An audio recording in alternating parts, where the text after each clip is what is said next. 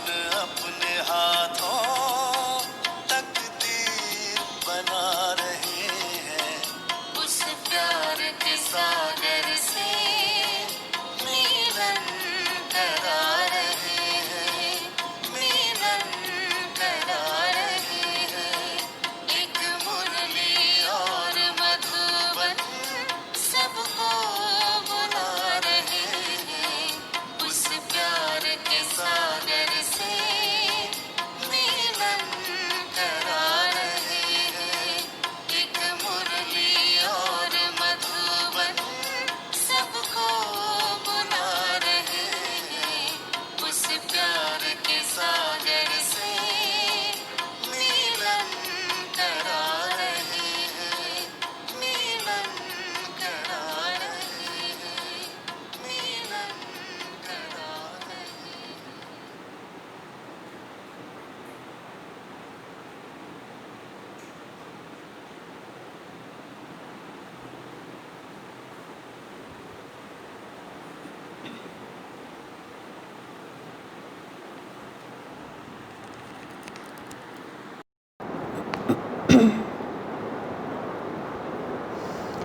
ओम शांति। आज प्यारे बाबा की 16 सितंबर 2020 की साकार मुरली, जिसमें आज बाबा विशेष करके ये कह रहे हैं कि हम सुखदाता और दुख हरता बाप के बच्चे हैं। इसलिए हम बच्चों को या हम बच्चों के ऊपर ये कर्तव्य है कि हम कभी भी किसी को दुख नहीं दे सकते हैं। उसके सहित बाबा ने आज की मुरली के ऊपर विशेष, अगर उच्च पद हमें पाना है तो उसकी निशानियाँ क्या है, बाबा ने बहुत सुंदर रीति से समझाया। काफ़ी सारी पॉइंट्स बाबा हमारी आँखों के सामने भी आज रखे हैं। तो आज बाबा कहते हैं, मीठे बच्चे, बाप आए हैं सबके दुख हरकर सुख देने, इसलिए तुम दुख हरता के बच्चे किसी को भी दुख मत दो। बाबा ने कहा सुखदाता के बच्चे हैं, सुख देना बाबा कहता है ये हमारा जैसे कि कर्तव्य है। और बाबा कहते दुख देने वाला कर्तव्य कभी भी ना करो, क्योंकि हम भगवान के बच्चे, तो हमें भी ये कभी भी शोभा दिखेगा नहीं। आज की मुरली का प्रश्न, उच्च पद पाने वाले बच्चों की मुख्य निशानी क्या होगी।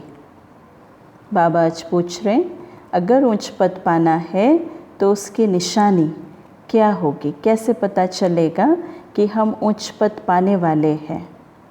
बाबा जैसे मुरलियों में कहता है, या सवाल जब बाबा पूछते हैं कि लक्ष्मी नारायण कौन कौन बनेंगे, तो हम बच्चे भी बहुत खुशी खुशी से हम सभी हाथ उठाते।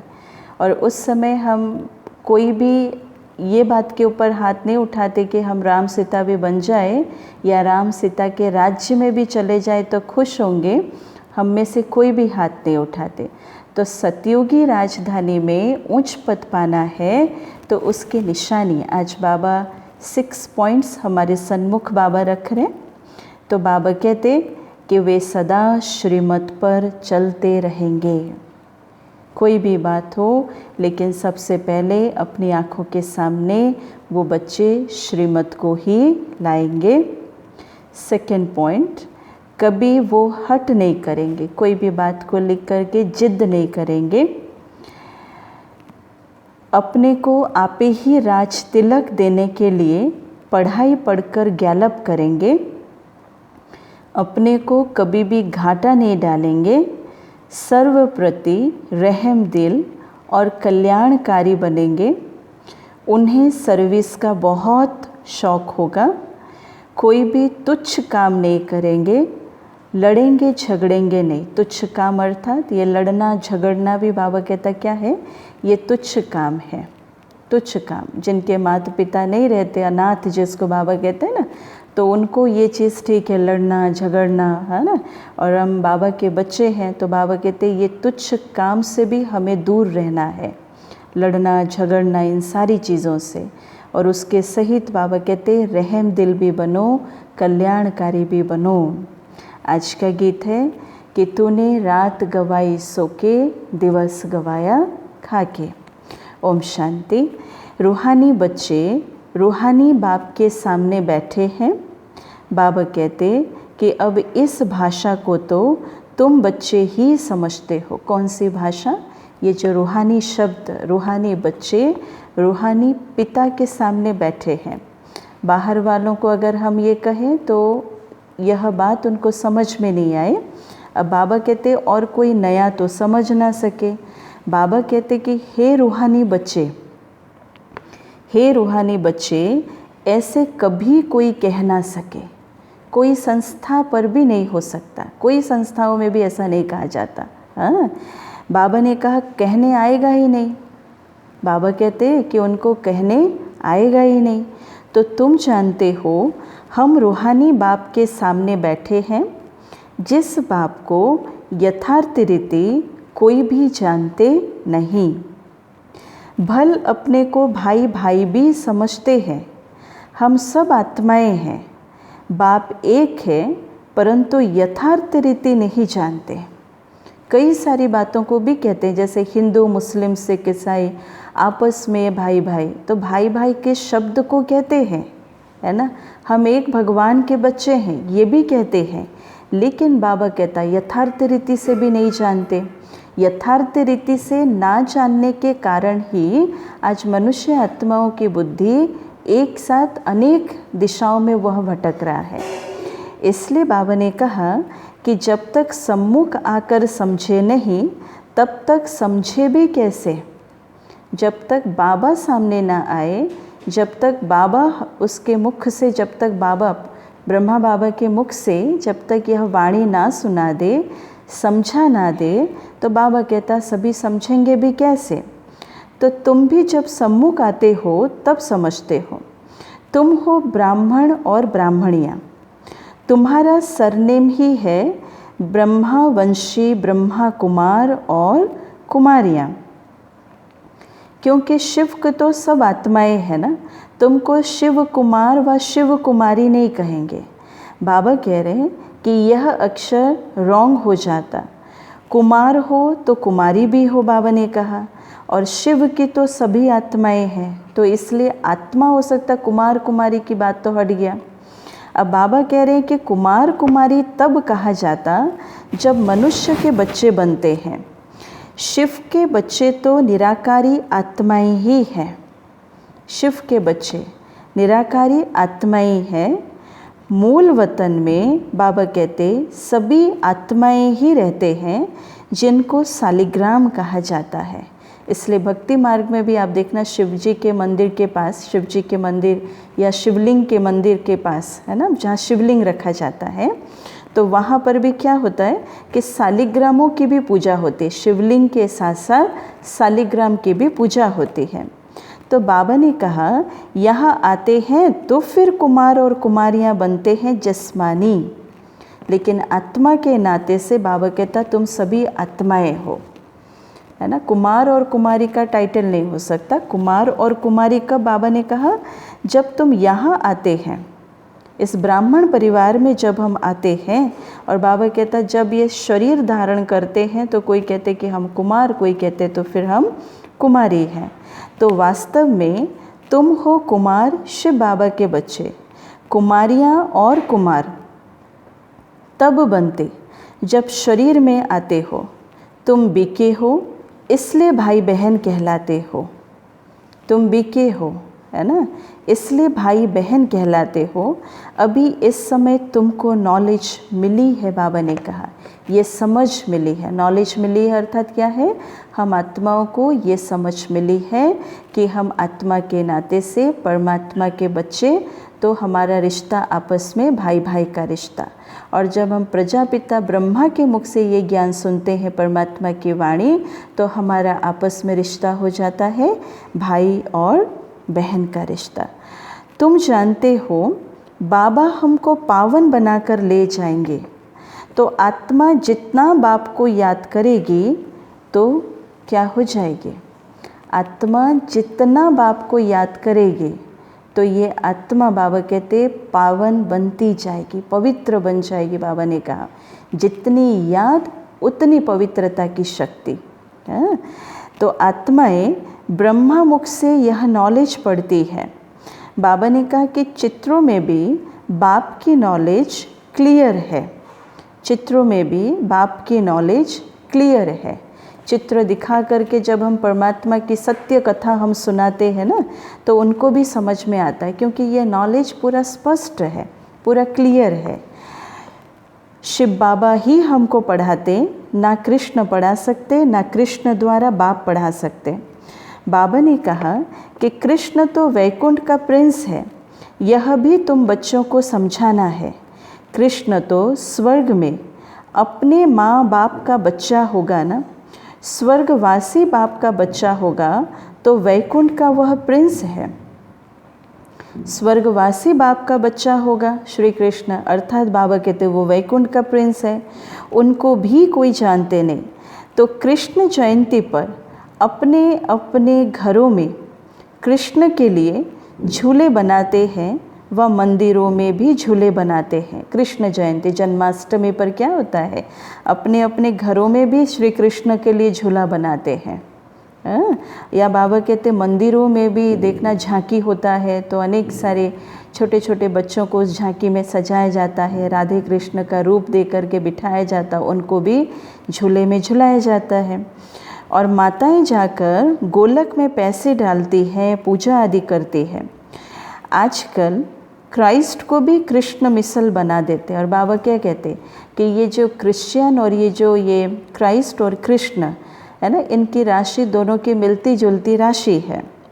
बाबा ने कहा ताज आदि पहनाकर माँ की गोद में देते हैं। किसको? ताज आदि पहनाकर माँ की गोद में देते हैं, जैसे कृष्ण को दिखाते हैं।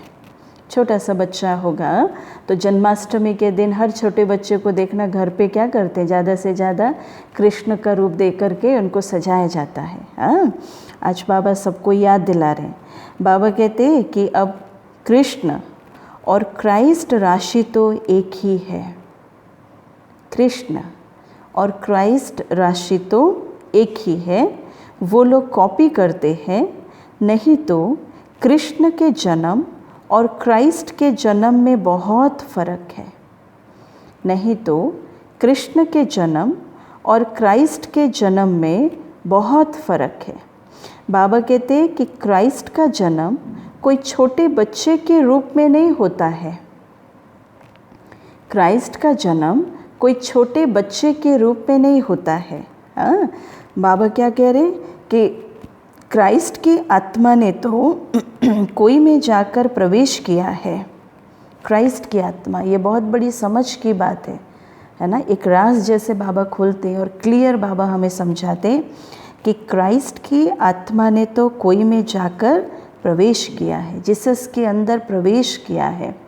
बाबा कहते क्योंकि विष से पैदा हो ना सके, पवित्र आत्मा है, पवित्र आत्मा। बाबा ने कहा जैसे जो धर्म प्रवर्तक होकर के गए हुए हैं ना, तो विषय विकारों से उनका जन्म नहीं होता है। बाबा ने कहा तो वो कोई शरीर में आते हैं, जैसे गौतम बुद्ध, ऐसे बुद्ध की आत्मा गौतम के शरीर में प्रवेश किया था, है ना। तो फिर बाबा कहते कि क्राइस्ट की आत्मा कोई में जाकर के प्रवेश किया है, जीसस के शरीर में प्रवेश किए हैं। अब बाबा भी देखो क्या कह रहे हैं, आगे क्राइस्ट को कभी छोटा बच्चा नहीं दिखाते थे, क्रॉस पर दिखाते थे, यह अभी दिखाते हैं। बच्चे जानते हैं कि धर्म स्थापक को कोई ऐसे मार ना सके। धर्म स्थापक जो कि पवित्र आत्मा, विषय विकारों से जिनका जन्म नहीं हुआ है, बाबा कहते उनको जैसे कोई मार ना सके। तो किसको मारा? क्या लगता है किसको मारा? क्राइस्ट की सोल जीसस के अंदर प्रवेश हुआ, ठीक है। अब जैसे मारा दिखाया गया है ना, जीसस क्राइस्ट को मारा गया, तो अब तकलीफ़ किसको हुआ होगा? जिसमें प्रवेश किया उनको दुख मिला। अर्थात क्राइस्ट वो तो शरीर छोड़ करके चला गया, लेकिन जिसमें प्रवेश हुआ जो जीसस, उसको सारी तकलीफ़ हुई है जीसस को। तो अब बाबा कहते हैं कि सतो प्रधान आत्मा को दुख कैसे मिल सकता है। सतो प्रधान आत्मा को दुख कैसे मिल सकता है? उसने क्या कर्म किए जो इतने दुख भोगे? आत्मा ही सतो प्रधान अवस्था में आती है, सबका हिसाब किताब चुक्त होता है। तो बाबा कहते इस समय बाप सबको पावन बनाने आते हैं, बनाते भी हैं, है ना। बाबा ने कहा कि वहाँ से सतो प्रधान आत्मा आकर दुख भोग ना सके। जो भी आत्मा सबसे पहले परमधाम से उतरती है, जो भी आत्मा जिस युग में उतरती है, मान लो द्वापर युग में भी कोई आत्मा उतरती है तो वो आत्मा अपनी सतो प्रधान स्टेज के साथ नीचे उतरती है। अब बाबा कहते हैं कि वहाँ से सतो प्रधान आत्मा आकर दुख भोग ना सके, अर्थात तुरंत उस आत्मा को कभी भी दुख मिल नहीं सकता। भले उस आत्मा सतो प्रधान स्टेज को लेकर के आया है, लेकिन उसकी सतो प्रधान स्टेज बहुत लंबा समय भी चलने वाला नहीं है। लेकिन इसका ये अर्थ भी ये नहीं है कि आज जन्म हुआ तो आज ही उसकी सतो प्रधानता खत्म हो गई, वो बात भी नहीं। तो बाबा ने भी क्या सुनाया, और आत्मा ही भोगती है ना, क्योंकि आत्मा शरीर में है तो दुख होता है। मुझे दर्द है, ये किसने कहा? ये किसने कहा? बाबा कहते इस शरीर में कोई रहने वाला है जो इस शरीर के द्वारा वो कह रहा है कि मुझे दर्द हो रहा है। वह कहते हैं कि परमात्मा अंदर है तो ऐसे थोड़ी कहेंगे हमको दुख है, हमको दर्द है। जैसे क्या तुम्हारे अंदर भी भगवान है तो मेरे अंदर भी भगवान है, फिर हम कहते हैं कि मुझे बहुत दर्द हो रहा है, मुझे बहुत दुख हो रहा है। अब ये थोड़ी परमात्मा कहेगा कि मुझे दर्द हो रहा है, मुझे दुख हो रहा है, ये तो परमात्मा नहीं कह सकते। तो बाबा इसलिए क्लियर करके समझाते कि सर्व में परमात्मा विराजमान है तो परमात्मा कैसे दुख भोगेगा। यह आत्मा पुकारती है कि हे परमपिता परमात्मा हमारे दुख हरो। पारलौकिक बाप को ही आत्मा पुकारती है ना, बाबा ने कहा। अभी तुम जानते हो कि बाप आया हुआ है, दुख हरने की युक्ति बता रहे। आत्मा शरीर के साथ ही एवर हेल्दी वेल्दी बनती है। क्या कहा बाबा ने? बाबा कहते कि हम जानते हैं बाबा आया हुआ है, दुख हरने की युक्ति बता रहे हैं। ऐसे दुख ले नहीं रहता बाबा, लेकिन बाबा युक्ति बताते, बाबा रास्ता दिखाते हैं कि दुख अगर आया तो उस दुख को भी कैसे हम ज्ञान युक्त या योग युक्त होकर के पार करें, वो ज्ञान वो समझाने बाबा हमें देता है। लेकिन दुनिया वाले क्या सोचते कि भगवान आएगा तो ले लेगा, और दुख कोई चीज़ तो नहीं है ना कि अंदर से उठा करके भगवान ले लेगा। वो हमें रास्ता बताएगा, रास्ता दिखाएगा। तो बाबा ने भी सुनाया कि मूल वतन में तो हेल्दी वेल्दी नहीं कहेंगे, मूल वतन में ये शब्द ही नहीं होगा कि हम आत्मा वहाँ हेल्दी हैं वेल्दी हैं, ये शब्द नहीं। वो तो आत्मा अपनी ओरिजिनल स्वरूप के साथ वहाँ मूल वतन में रहेगी। बाबा कहते हैं कि वहाँ कोई सृष्टि थोड़ी है, वहाँ तो है ही शांति। शांति स्वधर्म में टिके हुए हैं। अभी बाप आए हैं सबके दुख हरकर सुख देने के लिए। और अभी लगता है कि जब से हम बाबा के बच्चे बने, बाबा हमारा सारा दुख हर के ले रहा है और उसके बदले बाबा हमें सुख दे रहा है। क्या वो फील होता है, एहसास होता है कि जब हम बाबा के बच्चे बने, जब से हम बाबा के बच्चे बने तो हमारी दुख की परसेंटेज धीरे धीरे हमारे से दूर होता जा रहा है, हम उसको दूर करते जा रहे हैं। और सुख को या खुशी को, है ना, या उसके साथ खुशी के साथ हम चलना सीख गए हैं। बाबा ने सुनाया तो बच्चों को भी कहते हैं कि तुम मेरे बने हो तो किसको दुख नहीं देना। अब चेक करो, जब बाबा ने कह दिया कि बच्चे किसी को दुख नहीं देना, तो कहीं ना कहीं कुछ ना कुछ तो गड़बड़ हो रहा है। दुख दे भी रहे हैं तब तो बाबा ये टॉपिक आज मुरली में कह रहे हैं कि बच्चे सुख करता बाप के बच्चे हो तो आप सबको सुख दो। लोग भी क्या कहते, अगर आप किसी को सुख नहीं दे सकते हो तो कम से कम आप उसको दुख भी ना दो, है ना। और हम भगवान के बच्चे हैं और हमारे से अगर कोई आत्मा दुखी हो रही है तो उसका भी बोझा हमारे ऊपर चढ़ता है। तो बाबा ने क्या सुनाया कि यह लड़ाई का मैदान है परंतु गुप्त है। लड़ाई का मैदान परंतु गुप्त। हर आत्मा है ना, इस युद्ध भूमि पर, रणभूमि पर हर आत्मा युद्ध कर रही है, अपने विषय विकारों के साथ युद्ध कर रही, अपनी कमी कमज़ोरियों के साथ जीत पाने के लिए लड़ाई कर रही है। और बाबा कहते परंतु गुप्त है, बाबा ने कहा। और वो है प्रत्यक्ष, जो युद्ध के मैदान में लड़ने के लिए जाते हैं। यह जो गायन है कि युद्ध के मैदान में जो मरेंगे वह स्वर्ग में जाएंगे, उसका अर्थ भी समझाना पड़े। युद्ध के मैदान में जो मरेंगे वह स्वर्ग में जाएंगे। अब इस बात को भी बाबा कहते हैं कि सही रीति से समझाना कि क्या मतलब है, कौन सी युद्ध के मैदान में। अपने इस विकारों रूपी युद्ध के मैदान में जब हम आत्माएं लड़ेंगे, है ना, और बाबा कहता है जीत पाएंगे। मरेंगे मतलब ये नहीं मर जाएंगे, लेकिन इस विषय विकारों को मार करके फिर जब हम जाएंगे, बाबा कहता है कहाँ जाओगे, ना स्वर्ग पधारोगे तुम। और लेकिन वैसे भी आप देखो कि युद्ध के मैदान पर जब कोई आत्मा शरीर छोड़ती है ना, उसको शहीद कहा जाता है। हम नहीं कहते कि वो मर गए, ये शब्द नहीं कहते हैं। बाबा कहते वो जैसे शहीद हो गए। हाँ, अब बाबा ने कहा इस लड़ाई का महत्व देखो कितना है। बाबा ने कहा बच्चे जानते हैं उस लड़ाई में मरने से कोई स्वर्ग में जा ना सके, परंतु गीता में भगवानुवाच है। क्या भगवानुवाच है? उनको मानेंगे तो सही ना। भगवान ने किसको कहा? बाबा कहते अभी उस लड़ाई वालों को कहा या तुमको कहा? श्री कृष्ण ने भी अर्जुन को कहा था ना, प्रेरणा दिया अर्जुन को कह करके कि नष्ट मोहा हो जाओ, नहीं तो युद्ध भूमि पर युद्ध कैसे करोगे और किसके साथ युद्ध करोगे? जो शत्रु है। शत्रु अर्थात ये जो विषय विकार है, ये शत्रु बाबा कहते हैं, है ना। और हम तो लंबे समय तक इन शत्रुओं के साथ भी हम दोस्ती बना करके रखे थे। अब बाबा भी देखो क्या कह रहे हैं कि उस लड़ाई वालों को कहा या तुमको कहा?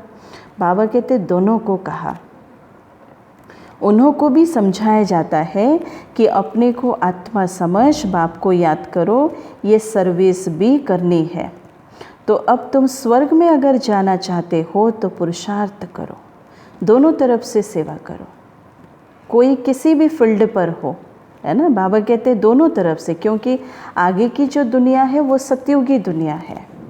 अभी सतयुगी दुनिया के लिए भी तो हमें तैयारी करनी पड़ेगी, हमें अपना खाता तो जमा करना पड़ेगा। इसलिए बाबा कह रहे हैं पुरुषार्थ करो।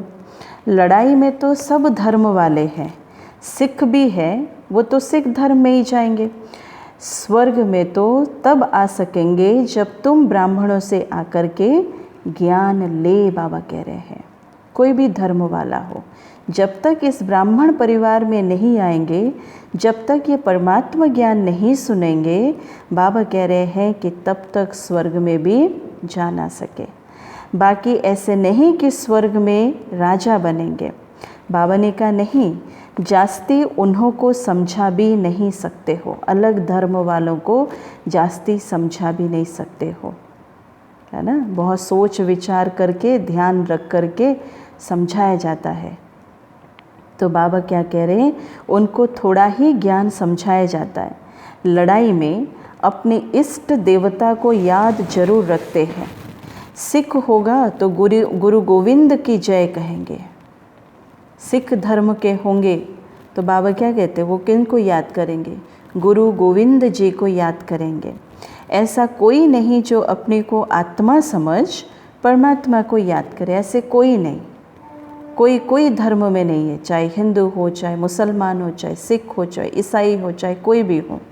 बाबा कहते हैं ऐसे कोई नहीं जो अपने को आत्मा समझ करके परमात्मा को याद करे। बाकी हाँ, जो बाप का परिचय लेंगे तो स्वर्ग में आ जाएंगे। सबका बाप तो एक ही है और वह पतित पावन है। बाबा ने कहा वह पतितों को कहते हैं कि मुझे याद करने से तुम्हारे पाप कट जाएंगे और मैं जो सुखधाम स्थापन करता हूँ उसमें तुम आ जाएंगे। किसने कहा? ये परमात्मा कह रहे हैं कि मुझे जो याद करेंगे वो उस आत्मा का पाप भी कट जाएंगे, और बाबा कहते सुखधाम जो स्थापन करता हूँ उसमें भी आ जाएंगे। तो लड़ाई में भी शिव बाबा को याद करेंगे तो स्वर्ग में आ जाएंगे। लड़ाई में भी अगर शिव बाबा को याद करेंगे तो बाबा कहते स्वर्ग में आ जाएंगे। उस युद्ध के मैदान की बात और है, और यहाँ और है। बाबा कहते उस युद्ध के मैदान पर तो लड़ना है, मरना भी है, मारना भी है, हाँ। और ये लड़ाई अलग है, यहाँ और है। बाबा ने कहा, बाबा कहते ज्ञान का विनाश नहीं होता है, शिव बाबा के बच्चे तो सब हैं। अब शिव बाबा कहते हैं माँ में कम याद करने से तुम मेरे पास आ जाएंगे। कहाँ पर? बाबा कह रहे हैं माँ में कम याद करने से तुम मेरे पास आ जाएंगे। कहाँ पर? मुक्ति धाम में, शांति धाम में। फिर जो ज्ञान सिखाया जाता है तो स्वर्ग की राजाई मिल जाएगी। तो कितना सहज है। बाबा ने कहा स्वर्ग में जाने का रास्ता सेकंड में मिल जाता है। बाबा कहते हम आत्मा बाप को याद करती है, लड़ाई के मैदान में तो खुशी से जाना है ना। उससे पहले बाबा ने क्या कहा कि ये कितना सहज है कि स्वर्ग में जाने का रास्ता हमें तो सेकंड में मिल जाता है, और ये पढ़ाई हमें स्वर्ग के रास्ते पर ले ही आता है ना। स्वर्ग का रास्ता दिखाता है ये ईश्वरीय पढ़ाई। और बाबा भी कह रहे हैं कि कर्म तो करना ही है।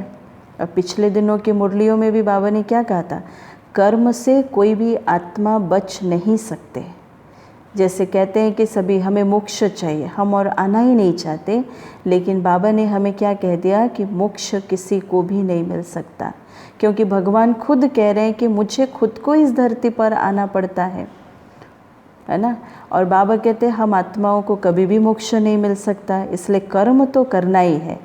देश के बचाव के लिए सब कुछ करना पड़ता है।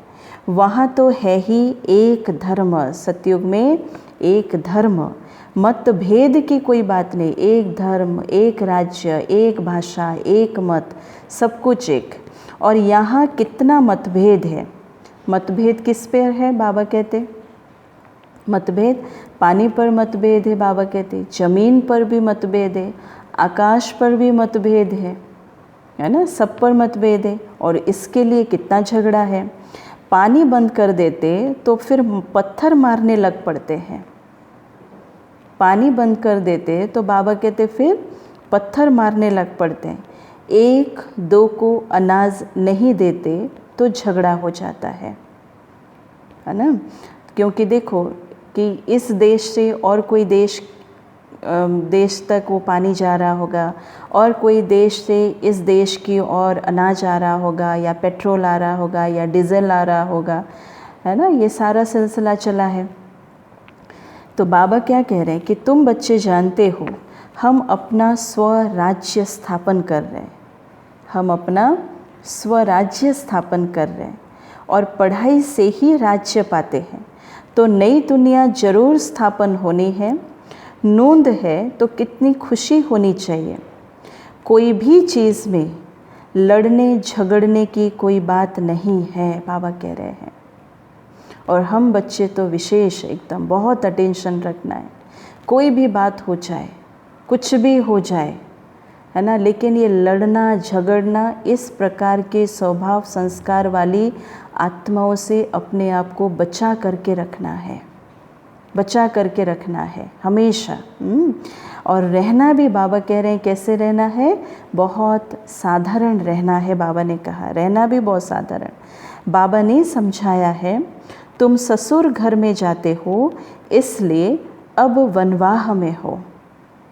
अब हम कैसे अपने आप को देखते हैं? तो कैसे अभी हम वनवाह में हैं, एकदम सादा सिंपल, बहुत साधारण एकदम।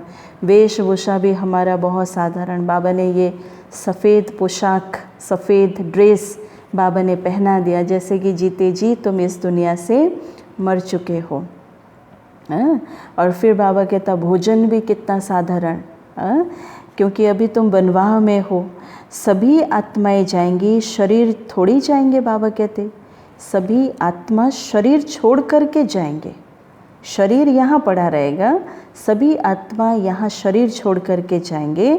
तो शरीर का अभिमान भी बाबा ने कहा कि छोड़ देना है।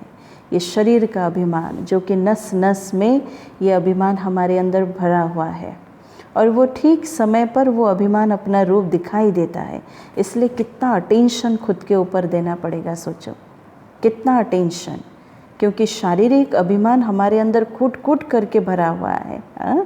बाबा भी क्या कह रहे कि हम आत्मा हैं, अब हमारे 84 जन्म पूरे हुए हैं, तो जो भी भारतवासी हो बोलो कि भारत स्वर्ग था, अब तो कलयुग है। तो कलयुग में अनेक धर्म है, और सतयुग में बाबा ने कहा एक ही धर्म था। भारत फिर से स्वर्ग बनना है। समझते भी हैं कि भगवान आया हुआ है, और कितनी ये एक एक बार बहुत आश्चर्य भी लगता है ना। भगवान को मानते भी हैं, अंदर है कोई ना कोई भावना, तब तो पूजा पाठ आदि आदि कोई भी रीति से कर तो रहा है ना इंसान।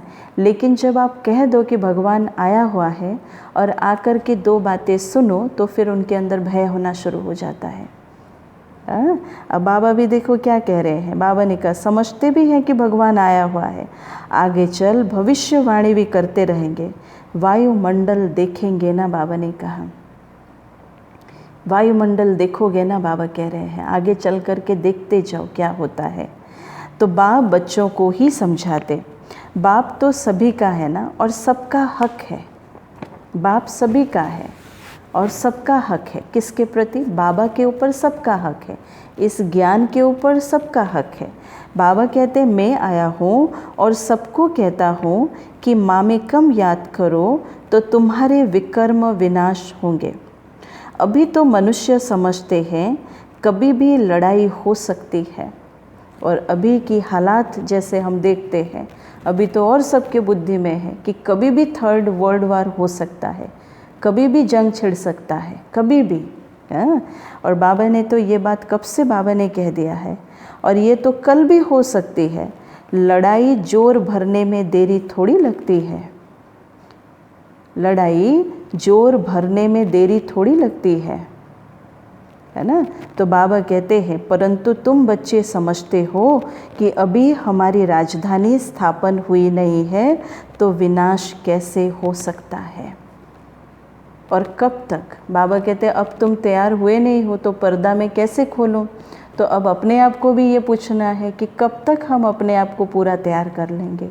ज्ञान तो समझ में आ गया है, लेकिन जैसे समझ में आया है उस हिसाब से मुझ आत्मा की धारणा उतनी पावरफुल है ना। तो इसलिए बाबा कहते हैं कि अभी तक जैसे तुम्हारी राजधानी स्थापन नहीं हुई है तो विनाश कैसे हो सकता। और बाबा भी कब तक इंतज़ार करेंगे। बाबा भी तो हम बच्चों को एक समय बाबा भी तो दे रहे हैं ना कि इस समय के अंदर ही आप संपूर्ण बन जाओ, इतने समय के अंदर ही आप संपन्न बन जाओ। इसलिए बाबा ने कहा कि अर्जुन बाप का पैगाम ही चारों तरफ कहाँ दिया है। बाबा कह रहे हैं, बाबा कहते अभी तक बाप का पैगाम ही चारों तरफ कहाँ दिया है। जिस स्थान पर भी हम रह रहे, पूरे विश्व की बात छोड़ दो, जिस स्थान पर हम रह रहे, जिस लोकेशन पर हम रह रहे या जिस एरिया में हम रह रहे, क्या इस एरिया के सबको बाबा का ज्ञान, बाबा का परिचय मिल गया है। और कोई स्टेट को छोड़ दो, और कोई डिस्ट्रिक्ट को छोड़ दो, या और कोई शहर को छोड़ दो, कम से कम जिस स्थान पर, जिस एरिया पर हम रह रहे हैं, उतना दूर तक हमें आँख घुमा करके देखना है कि इस एरिया के क्या सबको ये ज्ञान मिला हुआ है। क्योंकि ज्ञान देना ही हमारा फ़र्ज़ है, उसके बाद फिर उस आत्मा की तकदीर है। तो क्या उतना दूर तक भी हम लोगों के पास पहुंच पाए हैं। तो बाबा भी क्या कह रहे हैं, इसलिए बाबा ने पूछा कि बाप का पैगाम ही चारों तरफ कहाँ दिया है। पतित पावन बाप कहते कि मुझे याद करो तो विकर्म विनाश होंगे। यह पैगाम सबके कानों पर जाना चाहिए। बाबा कह रहे हैं यह पैगाम सबके कानों पर जाना चाहिए। भल लड़ाई लगे, बॉम्ब्स भी लग जाए, परंतु तुमको निश्चय है कि हमारी राजधानी जरूर स्थापन होनी है। हमारी राजधानी जरूर स्थापन होनी है, तब तक विनाश हो नहीं सकता, बाबा कह रहे हैं।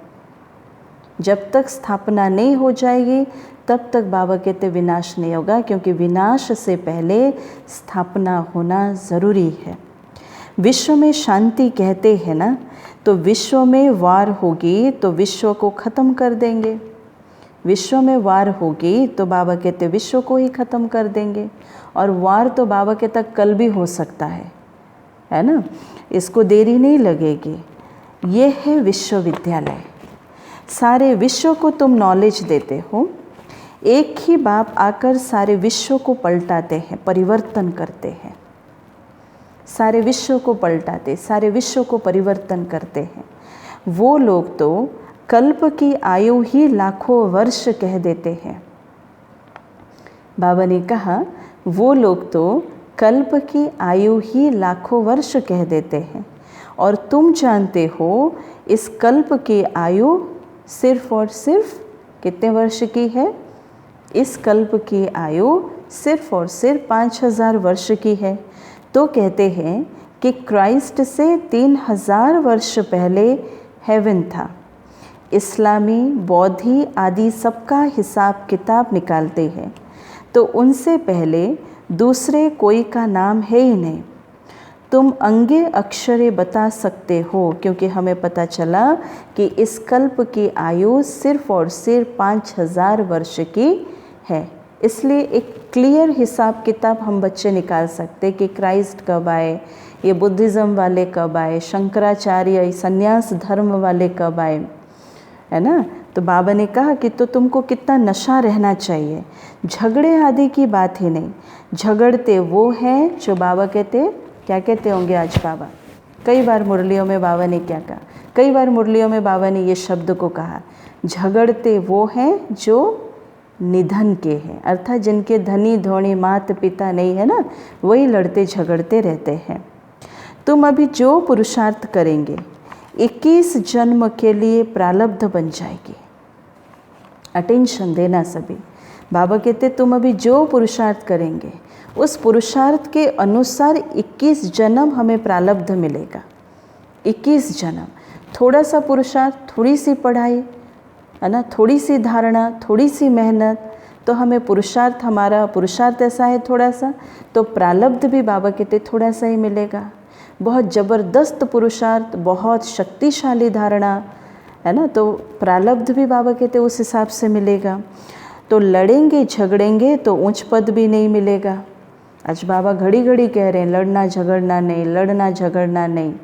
तो अब देखो कि कल तक किसी के साथ ऐसी लड़ाई झगड़ा हुआ था जो आज बाबा ने ऐसी मुरली चला दिया कि लड़ना झगड़ना नहीं। बाबा घड़ी घड़ी अभी कितनी बार बाबा कह चुके हैं। हाँ, अटेंशन। इसलिए बाबा कहते सज़ाएं भी खानी पड़ेगी। कोई भी बात है, कुछ भी चाहिए तो बाबा के पास आओ। गवर्नमेंट भी कहती है ना, तुम फैसला अपने हाथ पे नहीं उठाओ, तुम फैसला अपने हाथ पर नहीं उठाओ, कानून के हवाले कर दो। कहा जाता है ना, कानून के हवाले कर दो, तुम अपने हाथ में फ़ैसला नहीं उठाओ।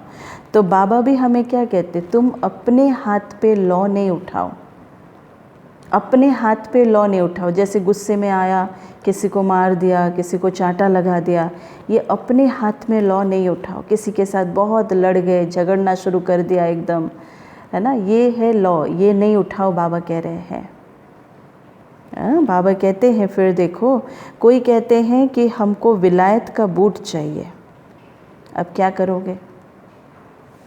कोई कहते हैं हमको विलायत का बूट चाहिए। बाबा कहेंगे बच्चे, क्या कहेंगे बाबा? बच्चे बाबा को कह रहे हैं कि बाबा हमें विलायत का बूट चाहिए। बाबा क्या बोलेंगे? बाबा कहते कि बच्चे अभी तो वनवाह में हो, तो वनवाह में रहने का तरीका कैसा है? बहुत सिंपल, बहुत सादगी, बहुत साधारण। वहाँ तुमको बहुत माल मिलेंगे। बाबा जैसे समझा नहीं दे रहे, दिलासा देते हैं। बाबा कह रहे हैं कि बच्चे अभी नहीं, वहाँ सतयुग में तुमको फिर बहुत माल मिलेंगे, बाबा कह रहे हैं। बाप तो राइट ही समझाएंगे ना कि ये बात ठीक नहीं है, कि ये बात ठीक नहीं है। बाबा ने कहा कि यहाँ तुम ये आश क्यों रखते हो? आश नहीं रखो। अगर आपके भाग्य में होगा, मिलना होगा, तो जैसे भी करके वो आपके पास आ ही जाएगा। लेकिन आप आश नहीं रखो उसके पीछे। कई बार कई चीज़ों के प्रति वो एक्सपेक्टेशंस रखने के कारण के दिन और रात उसी बातों के ऊपर चिंतन चलाते ही रहते हैं, और जब वो प्राप्त नहीं होता तो फिर वो आत्मा दुखी। इसलिए बाबा कहते हैं कि कम से कम बच्चे आश नहीं रखो, और हमेशा हमें बुद्धि में ये डालना है कि अभी मैं आत्मा वनवाह में हूँ, तो मेरा ये ड्रेसअप भी बहुत सिंपल होना चाहिए, मेरा भोजन भी बहुत सिंपल होना चाहिए। हाँ, तो यहाँ तो बहुत सिंपल रहना चाहिए, नहीं तो फिर देह अभिमान आ जाता है, इसमें अपनी नहीं चलानी होती है।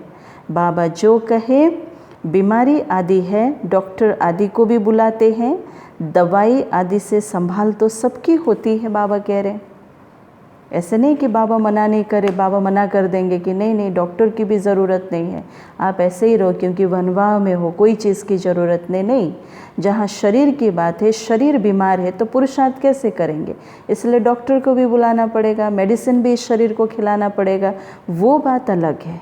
लेकिन कोई चीज़ को प्राप्त करना, बाबा कहता, कोई चीज़ को हासिल करना, मुझे ये चाहिए, मुझे ये चाहिए, है ना। बाबा कहते हैं इस प्रकार की आश नहीं रखो। बाबा ने कहा, बाबा कहते फिर भी हर बात में बाप बैठा है। श्रीमत तो श्रीमत है ना, श्रीमत तो श्रीमत है ना, और निश्चय में ही विजय है। वो तो सब कुछ समझते हैं ना।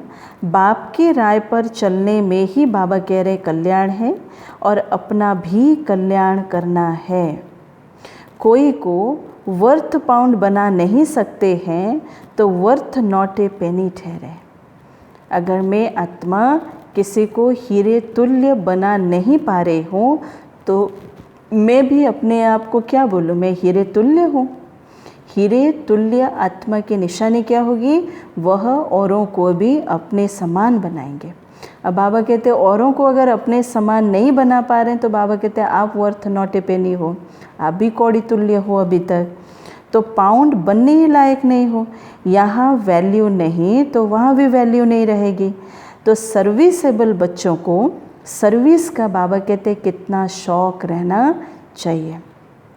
बाबा ने कहा कि चक्र लगाते रहते, सर्विस नहीं करते तो फिर उनको रहम दिल कल्याणकारी कुछ भी नहीं कहेंगे। सेवा नहीं करते तो बाबा कहते उनको रहम दिल कल्याणकारी कुछ भी नहीं कहेंगे। इसलिए बाबा कहता पहले तो सेवा के लिए शौक़ होना चाहिए, इंटरेस्ट होना चाहिए, तभी बाबा मदद करेगा। क्योंकि वो संकल्प जैसे सेवा के प्रति चलेंगे ना तो फिर बाबा हमें मदद भी उस हिसाब से बाबा करते हैं। भले हम इस मुख से किसी को ज्ञान नहीं सुना सकेंगे, हम ये मानते भी हैं और ये मुझे समझ में भी आ गया कि नहीं मैं पूरा ऐसे नहीं सुना सकूँगा, लेकिन अगर सेवा के प्रति मेरी भावना है, मुझे इंटरेस्ट है कि हाँ ये आत्माओं को भी ज्ञान मिल जाए, ये आत्माओं को भी ज्ञान मिल जाए ना, तो बाबा भी मदद करता है। कोई ना कोई को बाबा निमित्त बना देगा और आपके संकल्प भी पूरा हो जाएगा। इसलिए बाबा ने कहा कि सबसे पहले तो शौक़ रखो, चीज़ों के प्रति शौक़ नहीं रखो, लेकिन कैसे सेवा हो, कैसे अन्य आत्माओं का कल्याण हो, कैसे अन्य आत्माओं को ये ज्ञान मिले, बाबा कह रहे इस बात के ऊपर शौक़ रखो। इसलिए बाबा ने कहा कि बाबा को याद नहीं करते तो तुच्छ काम करते रहेंगे, है ना। बाबा को याद नहीं किया तो कोई ना कोई गड़बड़ी तो होगी, पक्का है। क्योंकि बाबा ने कह दिया कि जहाँ बाप है वहाँ कोई भी प्रकार का तुच्छ काम, कोई पाप काम, कोई विकर्म नहीं होगा, है ना। और जब सारी चीज़ें हैं तो वहाँ बाप याद नहीं रहेगा। इसलिए बाबा कहते तुम पद भी ऊँच पाएंगे। ऐसे नहीं, हमारा तो शिव बाबा से योग है। बाबा कहते ये तो है ही बिके, शिव बाबा ब्रह्मा द्वारा ही ज्ञान दे सकते हैं। सिर्फ शिव बाबा को याद करेंगे तो मुरली कैसे सुनेंगे?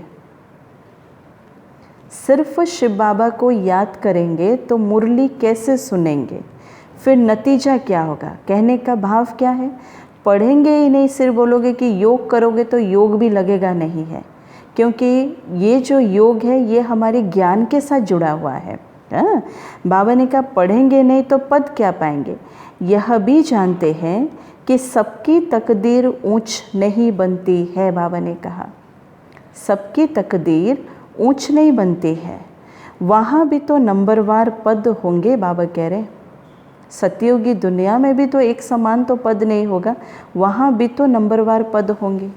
लेकिन अगर हम अभी से ही सोच लें कि हाँ वहाँ भी तो नंबरवार होंगे तो शायद हाँ वहाँ भी होंगे, वैसे तो हमारा क्या ज़रूरत है फिर इतना मेहनत आदि करना। नहीं, जब तक हम मेहनत नहीं करेंगे तब तक हमें पता भी नहीं चलेगा ना कि हमें कौन सा पद मिलने वाला है, हम कौन से पद के अधिकारी होंगे। इसलिए बाबा ने कहा, तो बाबा कहते पवित्र तो सबको होना है, आत्मा पवित्र बनने बगैर शांति धाम जा नहीं सकते। बाबा समझाते तुम सबको ये ज्ञान सुनाते चलो, कोई भल अभी नहीं भी सुनते हैं, आगे चलकर जरूर सुनेंगे। कोई भल अभी नहीं भी सुनते हैं, आगे चलकर बाबा कहते जरूर सुनेंगे। भीड़ लगेगी, बाबा कह रहे हैं। अभी तो कितना मेहनत करना पड़ रहा है ना, एक कोर्स कराने के लिए भी कितना मेहनत करना पड़ रहा है देखो। और बाबा कहते आगे चल कर के तो भीड़ जमेगी, खाने की भी फुर्सत नहीं होगी। बाबा ने कह दिया है मुरली में, सोने की भी फुर्सत नहीं होगी, बाबा ने ये भी कह दिया है। बाबा कहते कि आगे चलकर ज़रूर सुनेंगे। अभी कितने भी विघ्न तूफान जोर से आए, लेकिन तुम्हें डरना नहीं है, क्योंकि नए धर्म की स्थापना होती है ना। बाबा कह रहे हैं क्योंकि नए धर्म की स्थापना अर्थात आदि सनातन देवी देवता धर्म की स्थापना हो रही है ना। इसलिए बाबा कहते तूफान भी आएंगे, विघ्न भी आएंगे, लेकिन घबराना नहीं, डरना नहीं। बाबा कह रहे हैं कुछ तो बातें सुननी भी पड़ेगी ना। हर एक आत्मा ये ज्ञान को ठीक रीति से भी नहीं उठाएंगे, किसी किसी को तो वैसे समझ में नहीं आएगा, और कोई कोई आत्मा तो जानबूझ करके भी समझने की कोशिश नहीं करेंगे। ये बात को हमेशा बुद्धि में डाल करके रखो। जो आत्मा बहुत अभिमानी होंगे ना, वो समझ भी रहे होंगे, लेकिन बोलते समय वो कभी भी आपको उस हिसाब से आपको नहीं दिखाएंगे कि हाँ हमें समझ में आया। नहीं, एक तरफ से वो ग्लानि की भाषा भी वो बोलेंगे। तो बाबा कहते ये सब कुछ होगा क्योंकि तुम गुप्त राजधानी स्थापन कर रहे हो। बाबा सर्विसेबल बच्चों को देखकर खुश होते हैं। बाबा कह रहे हैं कि तुम्हें अपने को आप ही राज तिलक देना है और श्रीमत पर चलना है। इसमें अपना हट चल ना सके, बाबा कह रहे हैं, अपना जिद चल ना सके। बाबा कहते है ना, घर पे हम अपने लौकिक घर पे हम अपना जिद दिखा लेंगे, लेकिन बाबा कह रहे हैं कि इस ईश्वरीय परिवार में बाबा कहते हैं इसमें अपना हट चल ना सके। अगर अपने अंदर जिद है तो वो जिद हमें और भी नीचे गिराते हुए ले जाएगा। भले हम इतनी ऊंची वाणी सुन भी रहे होंगे, भले हम योग में बैठ भी रहे होंगे, लेकिन बाबा कहते हैं अगर उस प्रकार के जिद वाले स्वभाव संस्कार हैं तो अगर सुधारा नहीं तो वो हमें ये सब कुछ सुनते हुए योग करते हुए भी हमें नीचे की ओर ले जाएगा। क्योंकि यहाँ अपना हट चल ना सके। यहाँ जो बाबा कह रहे हैं, जो श्रीमत दे रहे हैं, हमें उस पर चलना ही पड़ेगा, नहीं तो खुद का नुकसान। तो मुफ्त अपने को घाटे में नहीं डालना चाहिए। बाबा कहते हैं कि बच्चे सर्विसेबल और कल्याणकारी बनो। स्टूडेंट को टीचर कहेंगे ना कि पढ़कर गैलप करो, तुमको 21 जन्मों के लिए स्वर्ग की स्कॉलरशिप मिलती है। डिनाइस्टी में जाना यह बड़ी स्कॉलरशिप है। सतयुगी राजधानी में जाना, सतयुगी राज्य में जाना, बाबा कहते हैं ये सबसे बड़ी स्कॉलरशिप है हम आत्माओं के लिए, हम आत्माओं के लिए। इसलिए विशेष अटेंशन देना पड़ेगा ही पड़ेगा। अच्छा, बाबा फिर याद प्यार दे रहे हैं। बाबा ने कहा मीठे मीठे सिक्की लधे बच्चों प्रति माता पिता बाप दादा का याद प्यार और गुड मॉर्निंग। रूहानी बाप की रूहानी बच्चों को नमस्ते। हम रूहानी बच्चों की रूहानी माता पिता बाप दादा को याद प्यार, गुड मॉर्निंग और नमस्ते। धारणा के लिए मुख्य सार, फर्स्ट पॉइंट, बाबा ने कहा संगम पर बहुत सिंपल साधारण रहना है, क्योंकि यह वनवाह में रहने का समय है। यहाँ कोई भी आश नहीं रखनी है, कभी अपने हाथ में लौ नहीं लेना है, लड़ना झगड़ना नहीं है। धारणा युक्त पॉइंट आज क्या है? बाबा ने कहा वनवाह में है तो बाबा कहते कोई भी प्रकार की आश नहीं रखो, लौ हाथ में नहीं उठाओ।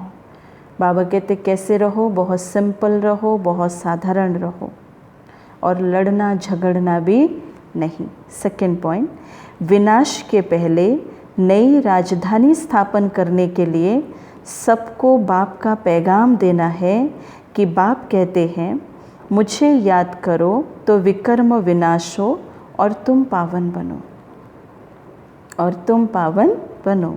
आज का वरदान, बाप द्वारा सफलता का तिलक प्राप्त करने वाले सदा आज्ञाकारी दिल तख्त नशीन भव। और एक बार, बाप द्वारा सफलता का तिलक प्राप्त करने वाले सदा आज्ञाकारी दिल तख्त नशीन भव। कौन सा तिलक बाबा कहते? सफलता का तिलक। एक तो जैसे आज बाबा कहते राज तिलक, अपने आप को राज तिलक लगाओ बाबा कह रहे हैं, और दूसरा आज बाबा ने कहा सफलता का तिलक। हाँ, तो डिटेल्स में बाबा समझाते हुए कह रहे हैं कि भाग्य विधाता बा रोज़ अमृत वेले अपने आज्ञाकारी बच्चों को सफलता का तिलक लगाते हैं। आज्ञाकारी ब्राह्मण बच्चे कभी मेहनत व मुश्किल शब्द मुख से तो क्या संकल्प में भी नहीं ला सकते हैं।